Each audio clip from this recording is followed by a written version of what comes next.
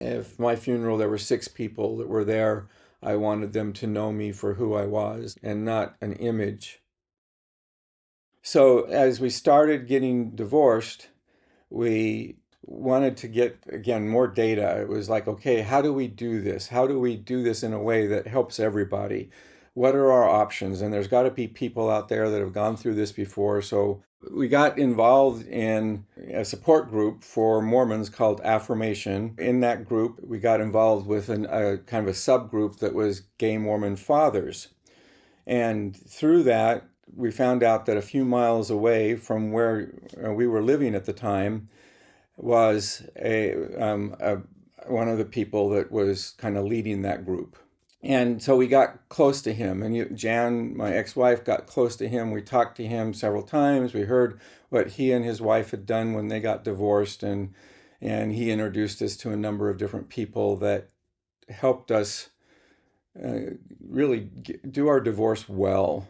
And then in the process of that, he was elected to be the head of this organization from across the country.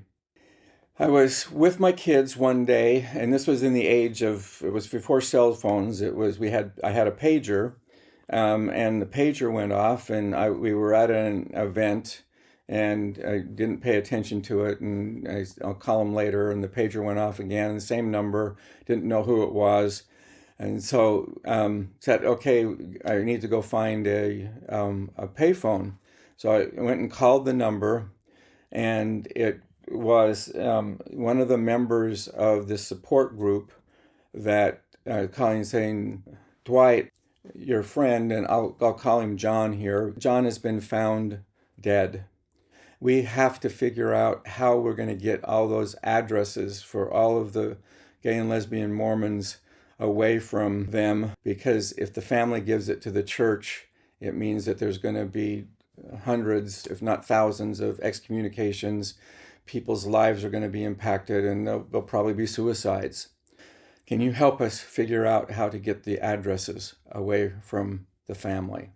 The fact that he wasn't out to his family, that they were not supportive, and that he had, at that point in time, written copies of the addresses of basically people in 4 or 5 different countries that were Mormon and gay. We went and talked to the Mormon bishop. Not to our surprise, because we knew him well, but I think as an exception for almost all of the church leaders that I would have known, he was very empathetic and very respectful. And so he worked with us to meet with the family and to persuade the family to give us those addresses. It was, I look back, and it's been many years now, but it was like it was like an interrogation. If I remember correctly, one of the sons had been in the military and had taken the lights in the room and had them all focused on the couch or on the chairs. We weren't sitting on a couch. There were 3 chairs, and they had us sit on 3 chairs while they were in chairs across from it. So it was very much like an interrogation. They were very concerned about a posthumous outing. And so they asked us initially to make sure that there were no gay people that came to his funeral. And, at that point in time, and there was enough anger in the community that, if you go tell that community, don't come, you'll get tons of people will come, and there will be a scene. We got them to agree to us coordinating everybody that came, and that we would coordinating and make it open, but if we took charge and were the leaders of it, that we could have a better chance of making their wishes met. You got a whole community of people that looked at him as being a leader and looked at him as being someone who was very loving and did a lot of work for them, that were also going through their own mourning. And so we managed to navigate all that. We got the addresses back, and we attended the funeral. He was a fairly well-known person that had a strong reputation in the church and a strong position. And so we sat there and listened to a 2-hour funeral. There were like 8 of us there that we knew. There could have been more that we didn't know, but and there were probably 200 people at the funeral, and we listened to the eulogies that were given to him. We, the 8 of us, knew him better in many, many ways than anybody else in the room.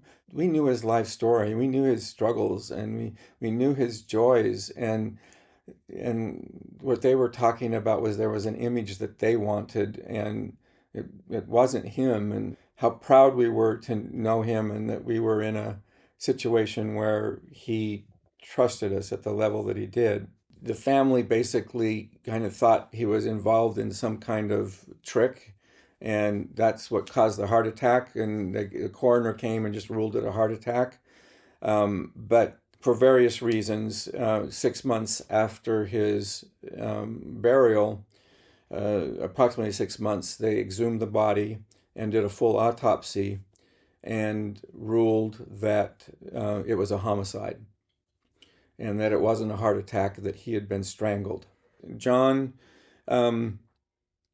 was an extremely helpful person, and as often happened, people would get thrown out of their homes. There was a phone line there that belonged to the support organization, and people would call it. He would usually answer it. Could have been somebody who called that number and he'd offered a place to stay. We don't really know. There was a suspect, but it was all circumstantial. No one was ever charged. I look back at that experience, and I conclude that John was a victim of the closet.